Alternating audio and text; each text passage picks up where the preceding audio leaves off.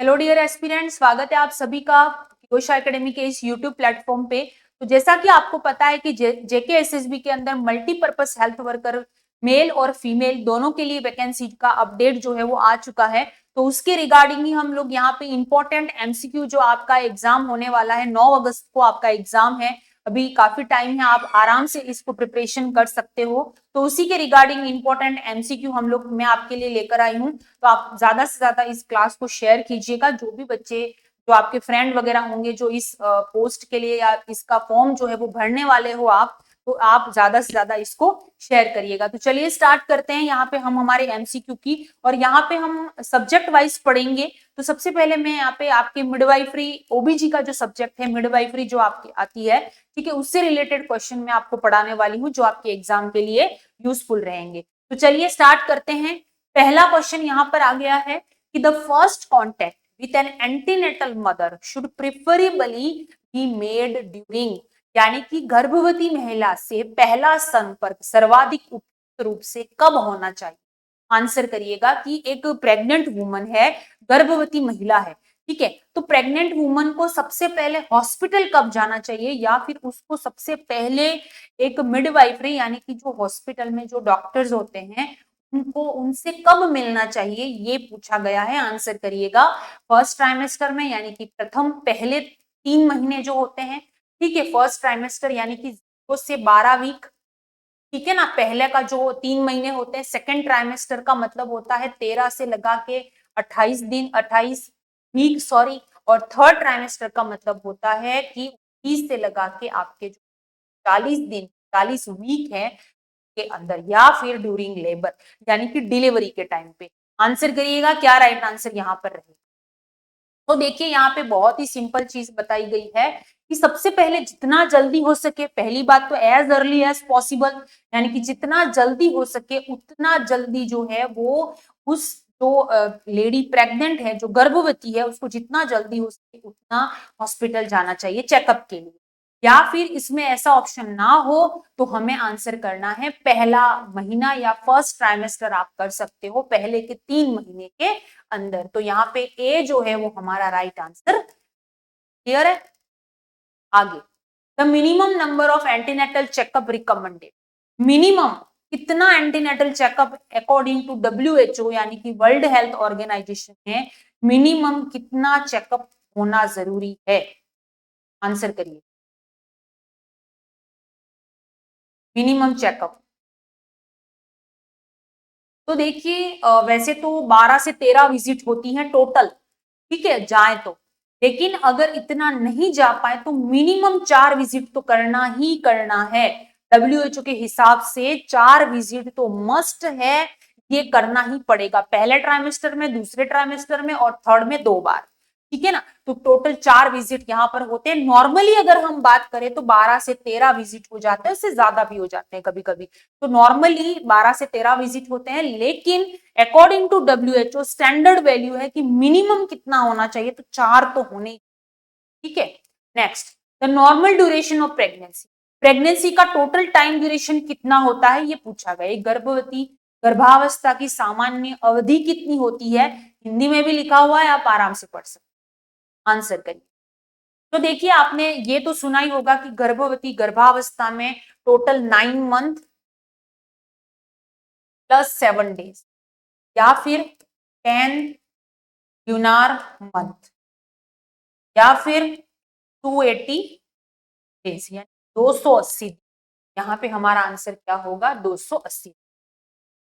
The expected date of delivery is delivered calculated by, EDD जो ज्ञात करते हैं एक्सपेक्टेड डेट ऑफ डिलीवरी कितनी होगी।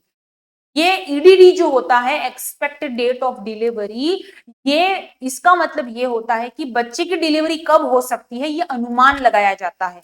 कैसे अनुमान लगाते हैं, तो लगाने का तरीका यही है कि जैसे ही पहले दिन कोई लेडी आई, ठीक है, तो उसको पूछना है कि लास्ट मेंस्ट्रुअल साइकिल कब आया था, ठीक है, तो वही लास्ट मेंस्ट्रुअल साइकिल का फर्स्ट डे यानी कि उसकी लास्ट मेंस्ट्रुअल साइकिल से लगा के हमें काउंट करना है कितना, 9 month plus 7 days, 9 month count कर लीजिए और 7 दिन काउंट कर लीजिए। इसी से हम ईडीडी ज्ञात करते हैं और ये नेगल्स रूल होता है। अबगार स्कोर बच्चे का जब जन्म होता है उसके बाद में तुरंत अबगार स्कोर चेक करते हैं। इसमें बच्चे के रेस्पिरेटरी एफर्ट चेक करते हैं। तो यहाँ पे ये आंसर नहीं होगा। बिशॉप स्कोर भी यहाँ पे नहीं होगा। लेबर की प्रोग्रेस को देखने के लिए हम बिशॉप स्कोर का यूज करते हैं। पार्कलैंड फॉर्मूला भी यहाँ पे नहीं होगा। ये पीडियाट्रिक में यानी कि बच्चों में यूज होने वाला फॉर्मूला। नेक्स्ट, आगे बढ़ने से पहले अगर आप जेकेएसएसबी मल्टीपर्पज हेल्थ वर्कर और मेल फीमेल दोनों ठीक है प्रिपरेशन कर रहे हो, काफी अच्छी पोस्ट है, 106 पोस्ट पे वैकेंसी आई है, बहुत अच्छी सैलरी भी है यहाँ पर, ठीक है ना। तो अगर आप तैयारी करना चाहते हो तो टेस्ट सीरीज और कोर्स दोनों किरोश एकेडमी की ऐप पर अवेलेबल है, तो आप इसको जो है वो ले सकते हैं। 20 टेस्ट आपको मिलेंगे, 1 साल की वैलिडिटी और फुल लेंथ टेस्ट मिलेंगे जैसा एग्जाम में मिलने वाला है, बिल्कुल वैसा। तो आप इसको लेने के लिए हमारे ऑफिशियल नंबर पे कांटेक्ट कर सकते हैं। नेक्स्ट है, विच vaccine is routinely given during pregnancy. वैसे प्रेगनेंसी में मोस्टली कोई वैक्सीन नहीं दी जाती है क्योंकि इसके साइड इफेक्ट होते हैं, लेकिन मोस्टली जो टिटनेस की वैक्सीन होती है, टीटी जो होता है, उसके 2 डोज देना जरूरी होता है। 1 महीने के गैप में 2 डोज देते हैं ताकि प्रेगनेंसी या डिलीवरी के टाइम पे जो इंस्ट्रूमेंट सीजर वगैरह यूज होते हैं उसकी वजह से प्यूपेरियल सेप्सिस वगैरह उस लेडी को या बच्चे को ना हो, इसके लिए टिटनेस टॉक्सिड के 2 डोज दिए जाते हैं। डोज देते हैं 2 डोज एज अर्ली। पहला जब फर्स्ट विजिट के लिए फर्स्ट बार आई तब लगा दो, 1 महीने बाद दूसरा लगा देना, ठीक है। बाकी मीजल्स नहीं देते हैं, बच्चे को देते हैं, ओपीवी बीसीजी वगैरह नहीं देते हैं, ये इम्यूनाइजेशन शेड्यूल में आता है बच्चों को। The normal foetal heart rate, बच्चा जब माँ के गर्भ में होता है तो नॉर्मल उसकी हार्ट रेट कितनी होनी चाहिए, ये पूछा गया है, आंसर करिए। नॉर्मल भ्रूण की सामान्य हृदय की गति पूछी गई है, तो आंसर करिएगा। तो देखिए 100 से कम होता है तो हम उसको ब्रेडिकार्डिया बोलते हैं, तो 100 से कम तो होना ही नहीं चाहिए, पहले ही गलत कर दो, ठीक है। तो यहाँ पे होता है 120 से 160 पर मिनट होता है, ये भी बहुत ज्यादा है। सी यहाँ पे सही जवाब होगा, याद रखिएगा। नेक्स्ट है, the hormone detected in pregnancy test, जो प्रेगनेंसी टेस्ट यूपीटी टेस्ट करते हैं, ठीक है, वो किट जो होता है ना उससे प्रेगनेंसी यूरिन डाल के उसमें प्रेगनेंसी टेस्ट जो किया जाता है उस वो किस हार्मोन की वजह से पॉजिटिव आता है, तो कौन सा हार्मोन होता है यूरिन में जिसकी वजह से वो टेस्ट पॉजिटिव आता है, ये आंसर। तो जब भी यूपीटी टेस्ट करते हैं, ठीक है, यूरिन प्रेगनेंसी टेस्ट, तो यूरिन प्रेगनेंसी का जो टेस्ट होता है उसके अंदर HCG hormone, human chorionic gonadotropin hormone, HCG की वजह से वो पॉजिटिव आता है। क्लियर है, एचसीजी विद इन 2 वीक यानी कि प्रेगनेंसी रहने के 2 सप्ताह के बाद ही वो यूरिन और ब्लड में आ जाता है।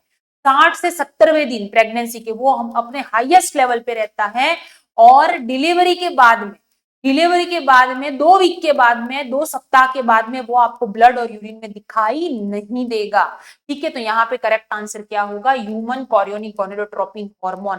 प्रोजेस्टेरोन प्रेगनेंसी को कंटिन्यू करवाने के लिए, प्रेगनेंसी को मेंटेन रखने के लिए बहुत जरूरी होता है प्रोजेस्टेरोन हार्मोन। एस्ट्रोजन भी जरूरी है। ऑक्सीटोसिन का काम जो होता है वो डिलीवरी के टाइम पे, ठीक है, यूट्राइन कॉन्ट्रैक्शन के लिए ऑक्सीटोसिन बहुत उपयोगी होता है, और lactation. Yes, again JKSSB multipurpose health worker male female दोनों आप प्रिपरेशन कर रहे हो, अलग अलग वैकेंसी है, बहुत अच्छी पोस्ट है, टोटल 106 पोस्ट पे वैकेंसी आई है। तो आप करना चाहते हो तैयारी तो टेस्ट सीरीज और उसके बेस्ड पे फुल लेंथ टेस्ट और फुल लेंथ जो एमसीक्यू क्रैश कोर्स है वो अवेलेबल है किरोशा एकेडमी की ऐप पर, आप डाउनलोड कर सकते हो ऐप को। नेक्स्ट है, the first stage of labour begin with, answer करिएगा कि लेबर की पहली स्टेज जो होती है वो कब से स्टार्ट होती है। तो देखिए मैं आपको थोड़ा सा बता देती हूँ, यहाँ पे लेबर की टोटल 4 स्टेज होती है, पहली, दूसरी, तीसरी और चौथी।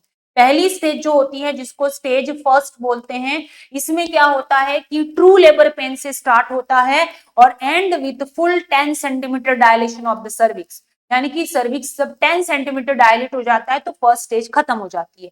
सेकंड स्टेज जो होती है इसके अंदर सर्विक्स फुल डायलेशन हो जाता है, उसके बाद में डिलीवरी ऑफ द बेबी, बच्चे की डिलीवरी सेकंड स्टेज में होती है।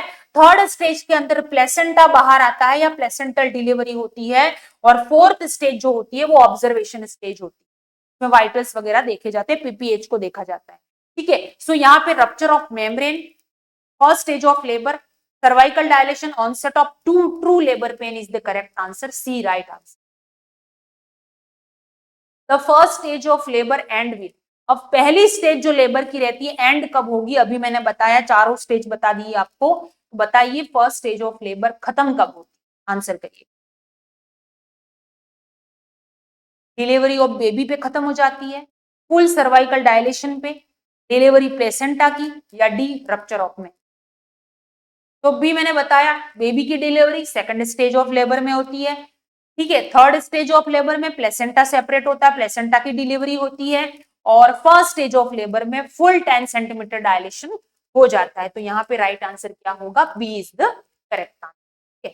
नेक्स्ट है the second stage of labour end with, प्रसव की दूसरी अवस्था किसके साथ समाप्त हो जाती है, आंसर करिएगा क्या राइट आंसर रहेगा, दूसरी अवस्था सेकंड स्टेज। अभी मैंने चारों स्टेज बता दिया आपको, तो आप आराम से आंसर कर सकते, ठीक है। आगे हम और भी पढ़ेंगे, जैसे जैसे क्वेश्चन आएंगे वैसे वैसे और डिटेल में भी मैं आपको पढ़ाऊंगी। फिलहाल इतना ही याद रखना है आपको, इतना मैं आपको धीरे धीरे पढ़ा रही हूँ, आपका ही बेसिक जो है वो स्ट्रॉन्ग होता रहेगा, इसके लिए सारा कोर्स आपका हो जाएगा। Don't worry, more and more MCQ आपको मिलेंगे, बस आप इस क्लास को ज्यादा से ज्यादा शेयर कीजिएगा और डेली क्लास को अटेंड कर। तो आंसर करेगा second stage of labour end with, तो सर्वाइकल डायलेशन पे एंड होती है, बेबी के डिलीवरी पे, प्लेसेंटा या एक्सपल्जन ऑफ मेम्ब्रेन, तो यहाँ पे डिलीवरी ऑफ बेबी जो होता है उस पे एंड हो जाती है सेकंड स्टेज ऑफ लेबर। बाकी जेकेएसएसबी मल्टीपर्पज हेल्थ वर्कर की प्रिपरेशन कर रहे हो, टेस्ट सीरीज और कोर्स दोनों अवेलेबल है किरोशा एकेडमी की ऐप पर, इसके पैटर्न के बेस्ड पे, तो आप ज्वाइन कर सकते हो। किरोशा एकेडमी की ऐप डाउनलोड कर दीजिए और वहां पे आपको ये कोर्स और टेस्ट सीरीज दोनों जो है वो मिल जाएंगे। बाकी ज्यादा से ज्यादा इस क्लास को शेयर कीजिएगा। 9 अगस्त को आपका एग्जाम है, अभी भी आपके पास में काफी टाइम है, आराम से आप अपनी प्रिपरेशन कर सकते हैं। तो डेली क्लासेस जरूर ज्वाइन कीजिएगा, इसको ज्यादा से ज्यादा शेयर करना है। बाकी मिलते हैं नेक्स्ट क्लास में, तब तक के लिए पढ़ते रहिए एंड थैंक यू।